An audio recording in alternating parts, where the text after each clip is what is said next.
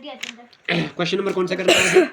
11। क्या कहता है 11 क्वेश्चन में? कहता है कि 1/2 of a is equal to किसके बराबर? 2/5 के। अच्छा, ऑफ किसके? बी के। If 1/2 of a is equal to 2/5 of b is equal to 1/3 of c, यही बोला।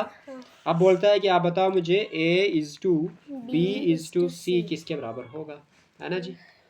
इसका मतलब क्या हो गया कि एक सिंपल सी बात बताता हूँ मैं आपको कि यहाँ से ठीक कर दूँ। देखो इधर देखना ध्यान से, ये 1/2 आप बोला था ना, तो आपका मतलब क्या था? Multiply 1/2 multiply by A is equal to 2/5 multiply by B is equal to 1/3। आपका मतलब मल्टीप्लाई और सी हो जाता है। समझ आ गया कि नहीं? कोई डाउट तो नहीं? अब क्या करेंगे? अंधेरा तो नहीं दिख रहा है यार वहाँ पे मोबाइल में? अच्छा, फिर क्या हो जाएगा आपके पास? सीधा A1 जार ए, ठीक है। अब यहाँ पे ए की वैल्यू क्या होगी आपको मैं बताता हूँ। ए की वैल्यू क्या होगी वो आपको मैं बताता हूँ। वो क्या होगी? जब आपके पास इसका एक हिंट है, कर दो दरवाजा बंद। इसका एक हिंट है, वो ये हिंट है कि आपने इसको जब ए की वैल्यू निकाल लिया ना, ए की वैल्यू निकाल ली ना, तो इसको इसके डायरेक्ट मल्टीप्लाई कर दो। जो बैठो यार, ए इज इक्वल टू में क्या हो जाएगा? 2 1 जार और 5 3 जार। बी के निकाल लिए तो बी के इक्वल टू में ये वाली मल्टीप्लाई और ये वाली मल्टीप्लाई कर दो, ठीक है। क्योंकि बी के साथ वाली नहीं ना, बी के अलावा। जैसे ए के साथ वाली मत ली हमने, तो इसको इसको मल्टीप्लाई कर दिया। अब बी के निकालनी तो ये और ये मल्टीप्लाई, 1 1 जार और 2 3 जार 6। समझ आ रही है? अब सी की बात करें तो सी क्या हो जाएगा? सी इसको छोड़ दो, इसको छोड़ देंगे क्या हो जाएगा आपके पास? सी इसको छोड़ोगे तो 1/3 छोड़ोगे तो क्या हो जाएगा? 2 1 जार 5 2 जार 10। कोई डाउट है यहाँ तक? नहीं है। अब क्या है, तो आपके पास कहीं ना कहीं, अच्छा ठीक है जी, अगर आप a is to b is to c निकालना चाहते हो, इसको मल्टीप्लाई कर दोगे तो इसको ये ऐसे। चलो ये वाला तरीका थोड़ा सा लंबा लगेगा आपको, मैं शॉर्टकट से देखो एक सिंपल सी बात बताता हूँ मैं आपको, देखते रहना, ठीक है।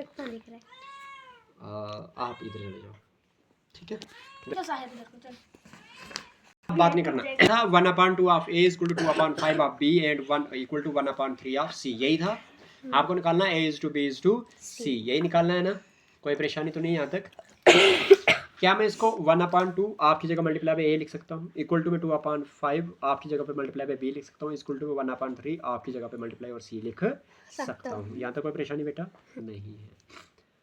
तो यहाँ से ये चीज़ ना लिख के आप, ये वाली चीज़ थोड़ी लंबी हो जाएगी आप लोगों के लिए, मैं आपको यहाँ से करवाता हूँ। ए 1 जार अपान में क्या हो जाएगा बेटा? 2 हो जाएगा। कोई डाउट नहीं है? क्या मैं इसको 2 इंटू बी करोगे तो क्या हो जाएगा? 2b अपान में 5 हो जाएगा, ठीक है। इक्वल टू में c 1 जार अपान में क्या हो जाएगा? 3। यहाँ तो कोई परेशानी, यहाँ तक कोई परेशानी बेटा नहीं है? चलिए, तो क्या हो जाएगा आपके पास? आप एक चीज देखोगे यहाँ पे कि अगर आपने ए की वैल्यू निकालनी, किसकी वैल्यू निकालनी बेटा? ए की। तो ए की किस तरह से निकलेगी? जो इसके अपान में है ना वही वैल्यू है, जो इसके अपान में है। तो ए के अपान में क्या है? 2 है, तो ए की वैल्यू कितनी होगी बेटा? 2 होगी। अब बी की वैल्यू क्या है आपके पास? बी की वैल्यू है आपके पास, बी के नीचे क्या है? 5 है, तो ऊपर क्या था? 2, तो वो डिवाइड में चला जाएगा। समझ आई कि नहीं? अब सी की वैल्यू क्या है आपके पास? सी के नीचे क्या है? 3 है, तो सी की वैल्यू क्या हो जाएगी? 3 हो जाएगी। कोई डाउट है नहीं है ना? क्या मैं, अगर मैंने इस तरह से करना, अब क्या निकालना था मुझे? A is to b is to c, यही निकालना था। ए की वैल्यू क्या है? 2 इज टू, बी की वैल्यू क्या है? 5/2, ठीक है। इज टू, सी की वैल्यू क्या है आपके पास? 3, यही है। कोई डाउट तो नहीं यहाँ तक? पक्का? चलो, तो क्या कर देते हैं इसमें, सिंपल सी बात है, जो यहाँ पे है ना इसको इधर भी मल्टीप्लाई कर देते हैं और इसको इधर भी मल्टीप्लाई कर देते हैं। तो आंसर क्या आ जाएगा आपके पास? 2 2 जार 4 इज टू 5 ऐसे रहेगा, ठीक है। और 2 3 जार 6, तो 4 इज टू 5 इज टू 6 आपका आंसर है। कोई डाउट तो नहीं है? परेशानी कुछ? इसको इज टू बोलते हैं बेटा, समझ आई? चलो, तो कौन सा है? 4 is to 5 is to 6, A part है। परेशानी कुछ? सिंपल दिया, रीजनिंग करवाते हो? सिंपल दिया निशा करके।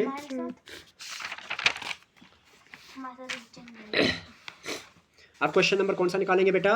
12 निकालेंगे। 12 में क्या लिखा हुआ है? 12 में लिखा हुआ है कि if P is to Q equal to किसके बराबर? 3:4 और Q is to R equal to 8:9। आपको क्या निकालना है? P is to Q is to R। हाँ जी पढ़ते हैं अभी। क्या हो जाएगा? P is to Q is to आपको R चाहिए, P is to Q is to R चाहिए।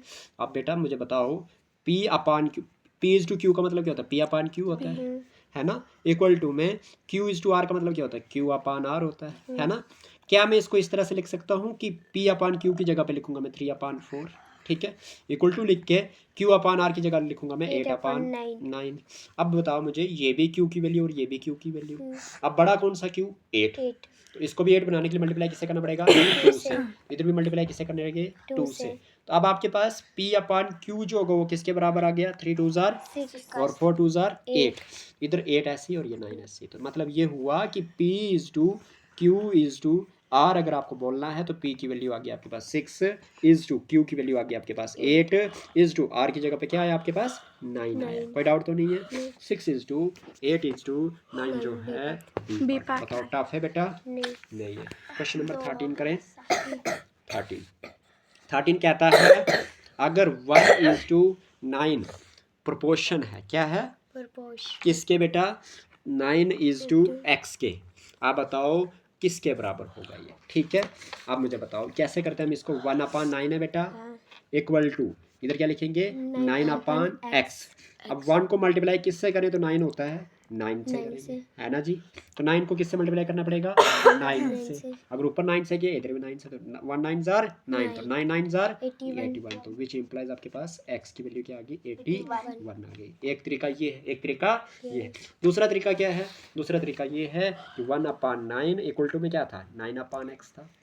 क्या कर दो? CM कर दो। CM मतलब cross multiplication. X1 jar X और 9 9 जार 81 डायरेक्ट।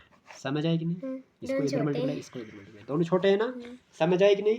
चलिए तो कौन सा पार्ट है? 81 बी पार्ट है बेटा। बताओ टफ है। क्वेश्चन नंबर करेंगे 15। कौन सा करेंगे? 15 14 अच्छा 14 बोलता है 3 इज टू 5 प्रोपोर्शनल। इसको क्या पढ़ते हैं? Proportional 60 is to X। यही है बेटा। Same question. क्या करेंगे? 3:5 का मतलब 3/5 हो जाएगा।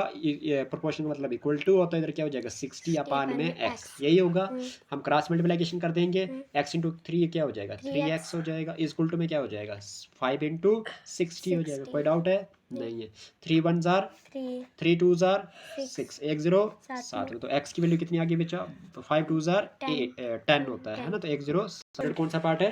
ए पार्ट। उठाना मत ना ही कट करना। चल रहा ना। तो ए पार्ट हो गया। कौन सी होगी? समझ आएगी नहीं? हाँ। चलिए क्वेश्चन नंबर 15 की बात करते हैं। 15 क्या कहता है? 15 कहता है कि अगर 0.75 is to X proportional to 5 is to 8 बताइए कि X की वैल्यू क्या है? सेम ही क्वेश्चन है सारे के सारे, है ना। X की वैल्यू निकालनी। इसका मतलब हो गया कि 0.75 को डिवाइड करना पड़ेगा किसके साथ? X के साथ। प्रोपोर्शनलिटी का मतलब क्या हो गया? इक्वल टू 5 अपॉन क्या हो गया? 8 कर दो क्रॉस मल्टीप्लिकेशन। तो क्या हो जाएगा? 75 को मल्टीप्लाई किससे करना पड़ेगा? 8 से। पॉइंट है ये लेकिन, है ना। इक्वल टू में क्या हो जाएगा? X इंटू 5X क्या हो गया? 5X हो जाएगा।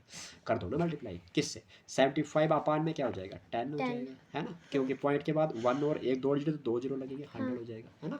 मल्टीप्लाई में क्या हो जाएगा? 8 हो जाएगा। इक्वल टू में क्या हो जाएगा? 5 इंटू में क्या हो जाएगा? X हो जाएगा।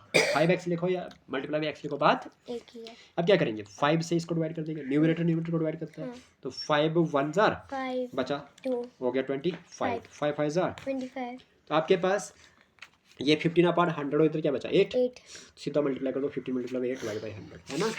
देखो जी आपके पास क्या हो जाएगा? ये हो जाएगा 15 multiply by 8 divided by 100 is equal to में X, क्योंकि 5 तो कट हो गया वहाँ से, है ना। तो 15 8 जार कितना होता है? 120 होता है। 59 जार 135 होता है, ठीक है। 15 8 जार कितना होता है? 120 होता है। देख लो 5 जार 40 0 4 कैरी 8 1 जार 8 और 4 12 हो गया ना। अपान में क्या हो जाएगा बेटा? 100 इक्वल टू में क्या हो जाएगा? X। न्यूमरेटर से 1 0 कैंसिल, डिनोमिनेटर से 1 0 कैंसिल। तो 12 अपॉन 10 इक्वल टू में क्या आ गया? X। 0 को क्या लग जाएगा 2, 1 का क्या लग जाएगा पॉइंट और 1 ऐसे रहेगा। तो 1.2 इक्वल टू में क्या आ गया x। बताओ टफ है? तो 1.2 कौन सा बेटा? C part. बताओ टफ है बेटा? नहीं है। काफी है।